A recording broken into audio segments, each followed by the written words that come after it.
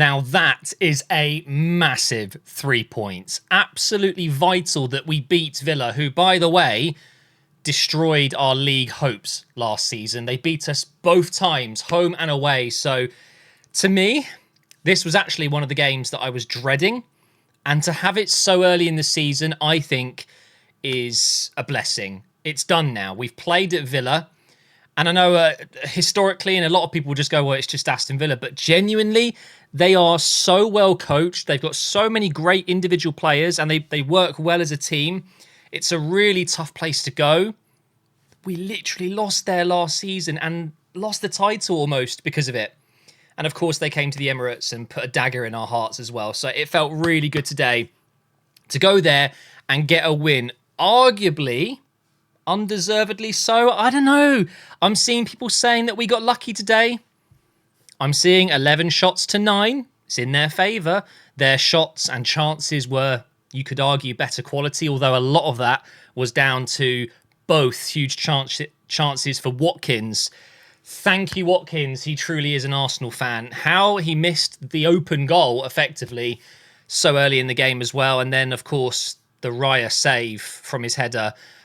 Whilst it's a great save, it's just a bad header, in my opinion. How he isn't directing that to the right side, I don't know.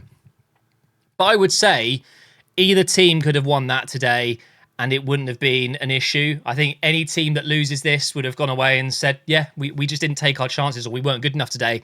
So I think at the end of the day, it's just that bit of quality that we've got, an extra bit of quality. Let's talk about the lineup because I have some issues. And by the way, this isn't the lineup at all. This is what we look like when we've got the ball, but without the ball, it's not like this at all. So whatever, 3-2-4-1. If that's what FOTMob say, fair enough. Because Timber was going into midfield, but we looked very off down the left side. And I'm not saying Timber isn't good enough because of course he is. He's a superstar player. We all know how good he is and how capable he is. We haven't seen it enough in an Arsenal shirt because he did his ACL. We bought him a year ago, and this is his first start in 10 months or whatever stupid stat it is. I just think he looked a little bit uncomfortable at times. I don't know, that there were moments where I thought he looks fine and he's just maybe a little bit rusty, he hasn't played enough. But there were moments where maybe if he was left-footed, he would have been better off in certain situations. Because for me, and remember, Operation Arsenal is just purely my opinion, my thoughts. Calafiori came on, and I saw it click straight away. That is kind of why you want left-footed players playing at left-back and right-footed players playing at right-back. Because Timber has to face the play a lot because he's right-footed, whereas sometimes you want them to be ready to go that way. I don't know. It's obviously something that Arteta's going to have to battle with all season. Calafiori, Timber, Zinchenko, unfortunately, doesn't get close for me, but obviously Arteta still rates him. But the biggest issue was actually Martinelli. Now, famously, you could say, I still get messaged about it today.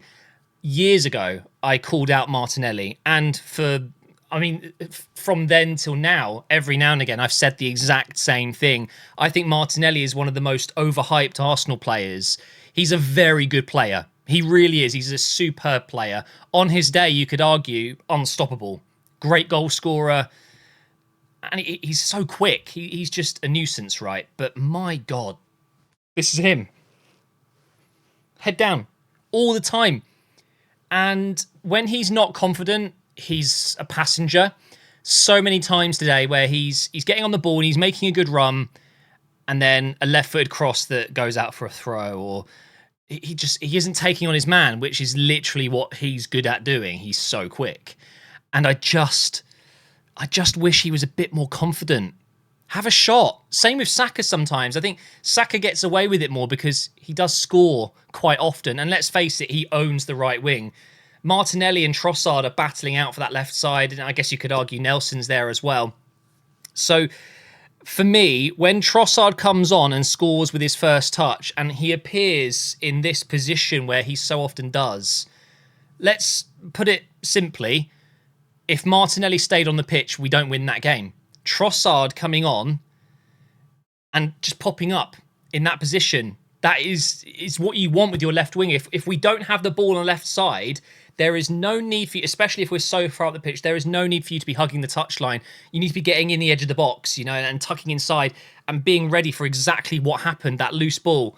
And I don't think we would have scored if Martinelli was still on the pitch. And it is my humble opinion, and I'm sorry if you disagree, but Trossard is a far more efficient player than Martinelli. He offers you consistency.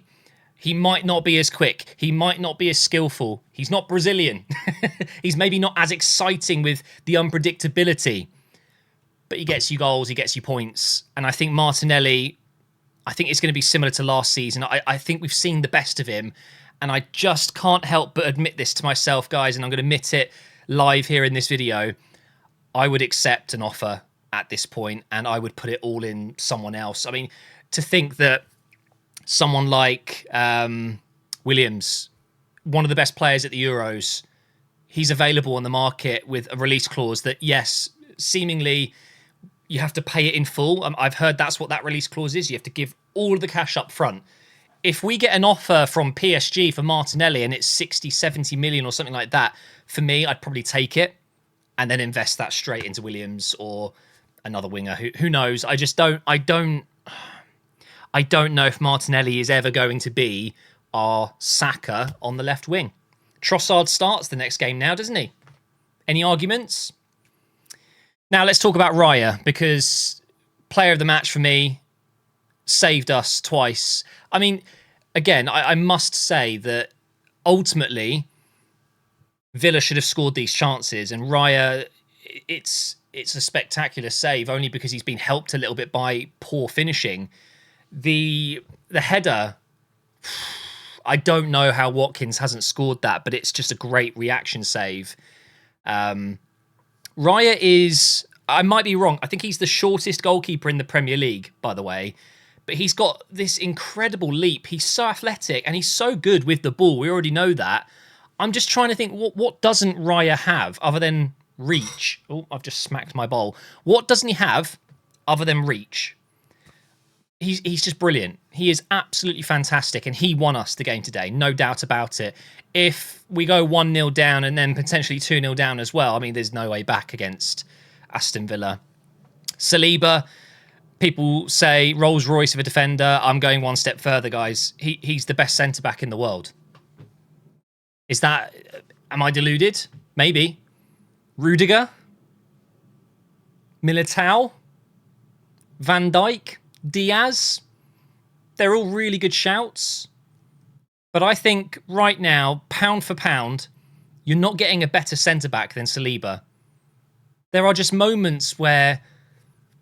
I mean, I won't lie. There are moments where he's on the ball and I get a bit nervous because he's such a big guy. He's not the most agile, is he? And he's not bad on the ball, by the way, but he does sometimes get himself in a little bit of trouble. But in terms of recovery pace, in terms of physicality, in terms of reading the game, there's moments where Aston Villa cut it into the box and he's just like, phew, straight in there.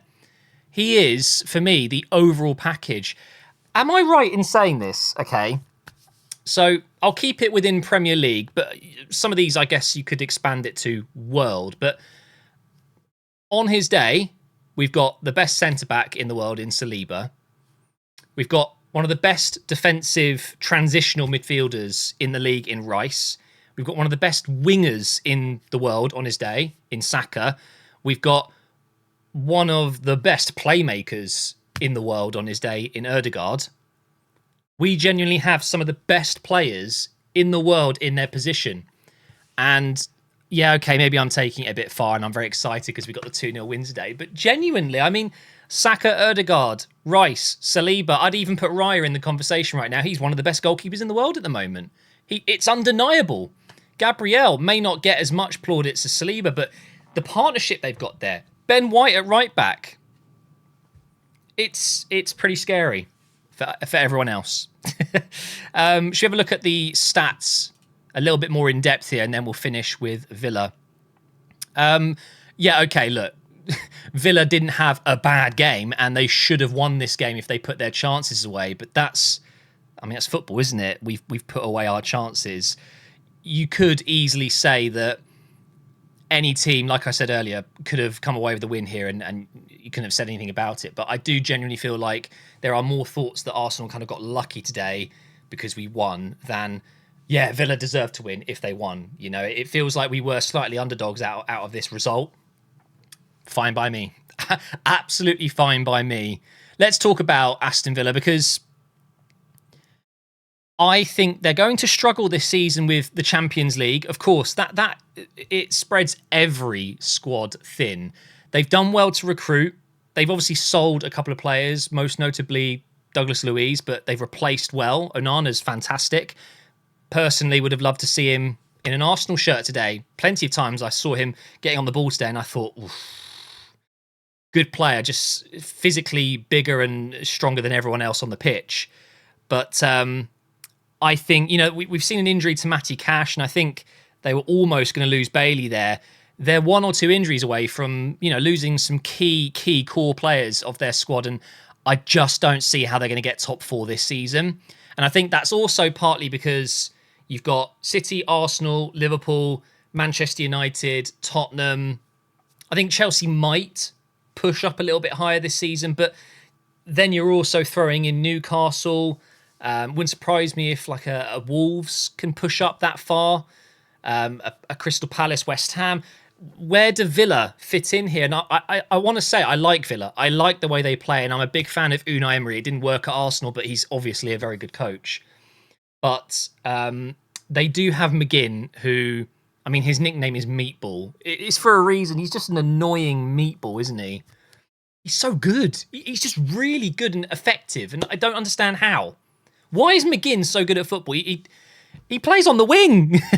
I want to talk about Rodgers as well, because what a purchase. Those of you who follow my career modes, returning on Monday, by the way, you'll know that I signed Rodgers years ago and turned him into a monster, and we're seeing it in real life now. He is so good at carrying the ball, and I would love to see him down this left side. If McGinn could tuck in, maybe, I don't know, get Rodgers on the pitch down the left channel, he will do bits. But Watkins had a poor game. I thought Tielemans, whilst he's a very clever technical player, he's very slow. He's very sluggish. And I get so many flashbacks of Granit Xhaka before it clicked for him. Tielemans, with pace, would be a scary player. He really would. Torres and Konza, great duo at the back. And of course, they've got Martinez in goal. They'll be fine. They're not going to win the Champions League, and they're not going to get top four in the Premier League this season. I think it's going to be a tough season for them because they will be so stretched, but they're fine. They're going to be an absolutely fantastic team to watch again, and they gave us a really good game today, and I would say 7-8 times out of 10 they win this match. So maybe we've been a little bit lucky. Maybe we have. Let's have a look at the table, which of course will be right at the top along with City and Brighton. Tottenham and Nottingham Forest in 4th and 5th. Obviously, we're just 2 games in, so it's not really worth looking into this too much. I don't know if we're going to be this high in a couple of weeks' time, because again, the fixtures are coming fast and they're tough. But I do like the fact that we're getting some of these really tough fixtures out of the way early. We've got Tottenham soon, we've got Man City soon. And I think come November, December, we will be top of the league. I think we're bound to drop some points here and there. But I think Man City will as well, as long as Haaland gets injured. That's what we need, really, and De Bruyne. But let's just have a look at the upcoming fixtures, just to remind ourselves. So it's Brighton, which is not an easy game. They look very good at the moment with Hertzler, their new manager, who, by the way, is 31. Mental, isn't it? Followed by the derby against Tottenham, and then it's Man City. I mean, you are looking at tough game against Brighton, but definitely we should be winning that one. We should go to Tottenham and win, but it's a derby. You never know. And then, of course, the City game, anything could happen there. But then we're talking Leicester at home, winnable. Southampton at home, winnable. Bournemouth away, definitely winnable. Liverpool at home, we've been doing well in that fixture recently. I think that's winnable as well. So it's just, again, just chugging along. Getting points on the road like today, perfection. What do you guys think of the kit, by the way? I'm a big fan. I like it. And it was very fitting that Partey scored today, because I believe this kit has a strong kind of African influence, I think I heard. So actually, it's got the Ghana colours, the red, the green. really happy that he got on the score sheet as well, because Partey, whilst he hasn't stayed fit all the time, he also hasn't been able to get in the team all the time because of that. I'm hoping he can get a run of games and stay fit, because he's obviously a very good player. But with Merino coming in the next few days, I'm sure that's going to get announced. I'm guessing his medical's today, this weekend. Maybe Rice will return into that number 6 role and Merino will go on the left. And by the way, Arsenal, or if any of the Arsenal staff are watching, please can we give Ødegaard number 10 and then Merino number 8? That would be perfection. Thank you for watching, guys, and I will see you for Brighton next weekend.